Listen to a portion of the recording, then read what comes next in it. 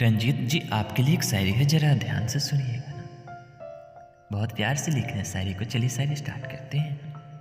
रंजीत जी, तेरी खूबसूरती को देखकर चांद भी कतराता रहा है, कि तेरी खूबसूरती को देखकर चांद भी कतरा रहा है। रंजीत जी, तुम बहुत ही प्यारे हो, यही फरमा रहा है। तुम बहुत ही प्यारे हो, यही फरमा रहा है।